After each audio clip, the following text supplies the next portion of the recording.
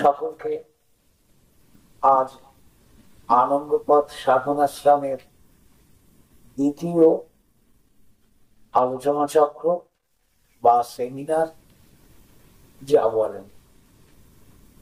এর আগে আমরা 26শে জানুয়ারি ঠিক এই ধরনের একটি আলোচনা চক্রের আয়োজন করেছিলাম। সেখানে অবশ্য উপস্থিতির সংখ্যা আরেকটু বেশি ছিল, সেই তুলনায় আজ উপস্থিতি একটু কম। তো তাতে কোথাও কোনো অসুবিধে নেই আমাদের দিক থেকে। আমরা একই রকম আয়োজন করেছি। আগে অনুষ্ঠান সূচিটা সম্পূর্ণ বলে দিয়ে দিই, তারপরে আলোচনায় আসছি। আমরা এখন বসেছি, এখন থেকে দুটি ভাগে ভাগ করে দুটি পর্বের আলোচনা আমরা করব। এখানে প্রথম পর্বে আমরা আলোচনা করব ভাগ্যবান কার, এই বিষয়ের উপর। আর তারপরে একটু বিরতি দিয়ে, একটু জল পানের বিরতি আর কি, একটানা এক গাদা কথা তো ভালো লাগে না কারুরই। সেজন্য আমরা তারপরের পর্বে আলোচনায় চলে যাব মন নিয়ে।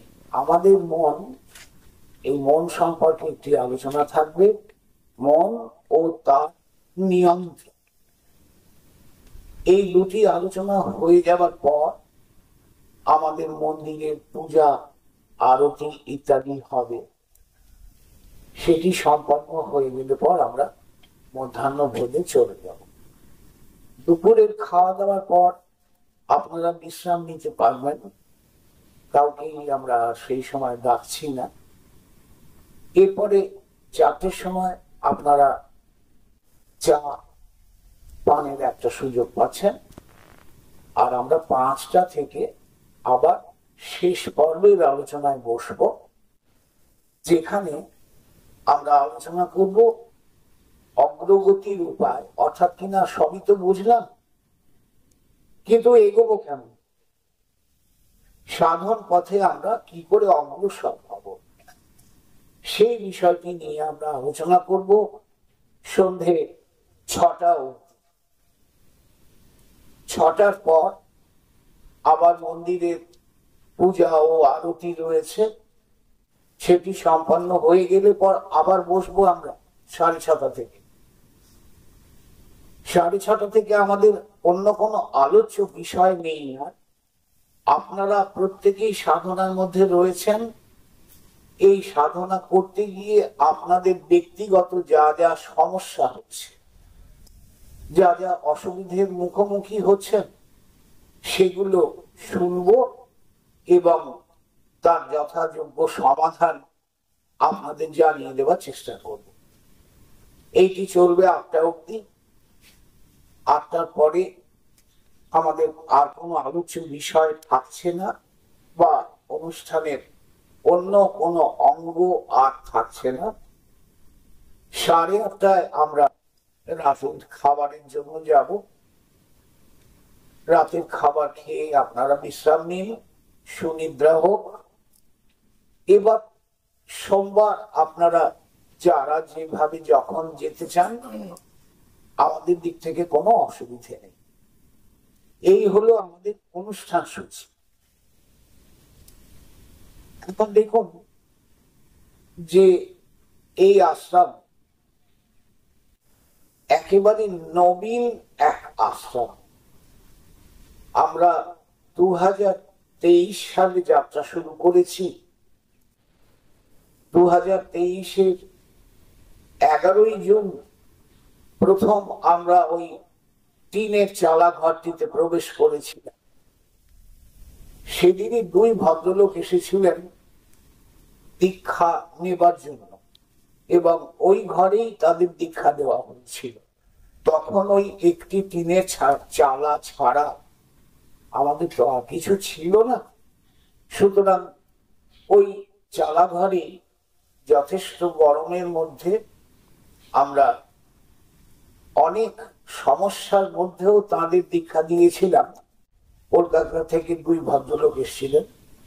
দিয়েছিলাম এই কারণে যে তাঁরা অনেক দিন ধরে আবেদন করে আসছিলেন ক্রিয়া দীক্ষা নেবার ব্যাপারে। প্রথম ক্রিয়া তাঁরা অভ্যাস করছিলেন, দ্বিতীয় ক্রিয়া নেবার জন্য এই দুজনে এসেছিলেন। তো সেই হিসেবে এখনো 2 বছর আমাদের পূর্ণ হয়নি। যদি 11ই জুনটাকেই আমাদের প্রথম দিন বলে ভাবি, তাহলে এখনো 2 বছর হয়নি, তার মধ্যে আমরা এইটুকু করতে পেরেছি। অনেক অসুবিধা, অনেক সমস্যা আপনাদেরও হয়তো হচ্ছে, আমাদের তো হচ্ছে। কেননা আমরা তো সবকিছু ঠিক মতো আয়োজন করে উঠতে পারিনি, সাজিয়ে নিয়ে বসতে পারিনি। তো এই যে আজকে 60,000-এর ওপর ভক্ত আমাদের সঙ্গে আপনারা রয়েছেন, এটা বড় কম কথা নয়। আমাদের ভক্ত সংখ্যা বর্তমানে 60,100 ছাড়িয়েছে। এত মানুষের সমর্থন এবং সদিচ্ছা, তার তো একটা মূল্য আছে, সেটাই আমাদের একমাত্র পাথেয়। সুতরাং আমরা আশা রাখি যে বছরে বছরে ক্রমশই আশ্রমকে আমরা আরো সুন্দর করে তুলতে পারব।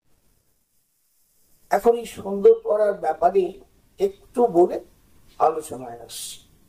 আমরা এখানে মস্ত বড় বড় বিল্ডিং করতে চাই না, কিন্তু একেবারেই চাই। আর একটিও পাকা ঘর নির্মাণের খুব একটা ইচ্ছে আমাদের নেই। আমরা এবার যেটা করব, এই আশ্রম চৌহদ্দিতে প্রচুর পরিমাণে বৃক্ষরোপণ আগামী বর্ষায় আমরা করব। আরো অনেক সুন্দর গাছের আয়োজন আমাদের করবার ইচ্ছে রয়েছে। এখানে আশ্রমের মধ্যে চলাফেরা করবার জন্য একটি সুন্দর পথঘাট নির্মাণের পরিকল্পনাও আমাদের রয়েছে। মাঠের ওপর দিয়ে কাদায় পা দিয়ে যাতে হাঁটতে না হয়, সেইভাবে মোরাম ফেলে একটু রাস্তা তৈরি করা যায় কিনা আমরা। আর এছাড়া আমরা কুটির তৈরি করতে চাইছি।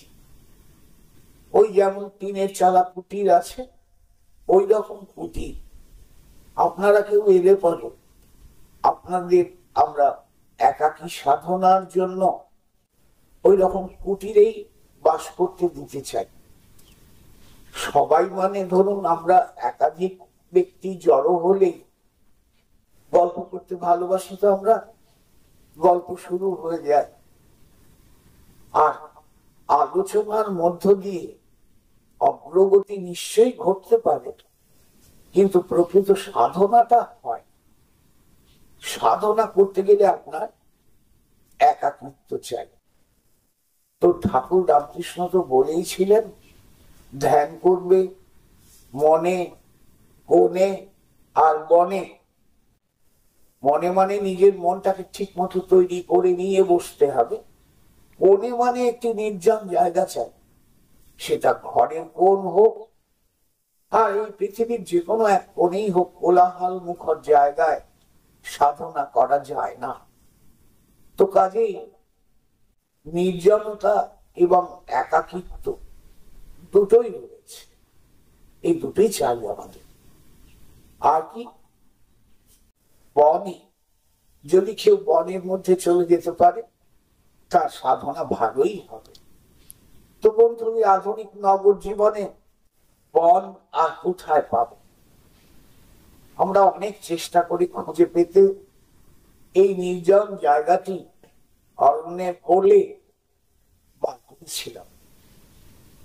কাল সন্ধ্যেতেও কথা বলছিলাম যে পশ্চিমবঙ্গের কোন জেলাতে আমরা ছুটে যাইনি। যখন জমি খোঁজ করেছি প্রায় 1 বছর ধরে, সব জেলায় ঘুরেছি। ঘুরতে ঘুরতে আমাদের অনেকের মধ্যেই হতাশা জাগছিল যে আমরা বোধহয় ভালো জমি আর পাবোই না। তার কারণ আমাদের তো তহবিল বড্ড কম ছিল না। প্রচুর টাকা ঢাললে প্রচুর ভালো ভালো জমি পাওয়া যায়, কিন্তু আমাদের তো সে ধরনের তহবিল ছিল না। অল্প টাকার মধ্যে ভালো জমি, ভালো বলতে আর আমরা চেয়েছিলাম নির্জন শান্ত প্রাকৃতিক পরিবেশের মধ্যে আমাদের আশ্রমটিকে গড়ে তুলতে, সেই রকম জমি। তো অবশেষে এই জমি আমাদের পছন্দ হয়েছিল, কারণ এর দুপাশে অন্তত যে অরণ্য রয়েছে, এই সরকারি অরণ্য বিলুপ্ত হবে।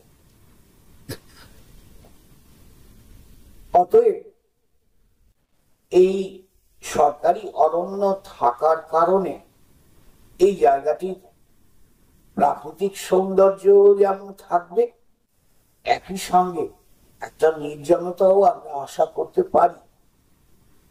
আজ দেখছেন যে আমাদের পূবে এবং দক্ষিণে শাল পিয়ালের জঙ্গল তো দেখতেই পাওয়া যায়, আর পিছন দিকে জাম গাছের একটা বেশ বড় মাপের জঙ্গল রয়েছে, এটা উত্তর দিক। আর পশ্চিমে অবশ্য একটি রাস্তা গেছে এবং এখনো পর্যন্ত একটি পাকা বাড়ি আমরা দেখতে পাই। এছাড়া আর খুব একটা কিছু নেই। ভবিষ্যতে কি হবে জানেন। এখানকার নিস্তব্ধতা আপনারা নিশ্চয়ই গতকাল অনুভব করেছেন। আমরা নিজেরা কথা না বললে এখানে কথার আওয়াজ খুব একটা শুনতে পাওয়া যায় না। হ্যাঁ, আপনি গরুর ডাক শুনতে পাবেন, মুরগির ডাকও বিভিন্ন জায়গা থেকে ভেসে আসে, কিংবা পাখির ডাক সারাদিন ধরেই শুনতে পাওয়া যায়। এই মনোরম প্রাকৃতিক পরিবেশে আপনি যদি সত্যি নিজের মনকে সংযত করে বসতে পারেন, তাহলে আপনার জপ, আপনার ধ্যান কিংবা আপনার নাম অনেক সার্থক। কারণ শহরের মধ্যে আমরা এই পরিবেশ পাই না, এবং আমাদের বাড়িগুলোর মধ্যেও এতটা নিস্তব্ধতা, নির্জনতা আমরা পাবো না। এই আশ্রমের নামের সঙ্গে সাধনাশ্রম শব্দটা জড়িয়ে আছে। এই আশ্রম সাধনার জন্য আশ্রম। সুতরাং সাধনা যারা করবেন তারাই এখানে আসবেন, এটাই আমাদের কাছে অন্তত আকাঙ্ক্ষিত। অনেকেই ভাবেন আশ্রম মানে দারুণ সুন্দর সুন্দর ফুলের গাছ, ফলের গাছ, খুব সুন্দর একটা আয়োজন রয়েছে প্রতিষ্ঠিত আশ্রমগুলোতে যেমন থাকে। এখানে তার কিছু মাত্র নেই। হ্যাঁ, আমরা চেষ্টা করি কিছু লাগাবার, কিন্তু এই গাছগুলো বড় হতেও তো আপনাদের ৫টা বছর সময় দিতে হবে না? তারপরে হয়তো সেই সৌন্দর্য এখনো কিছু।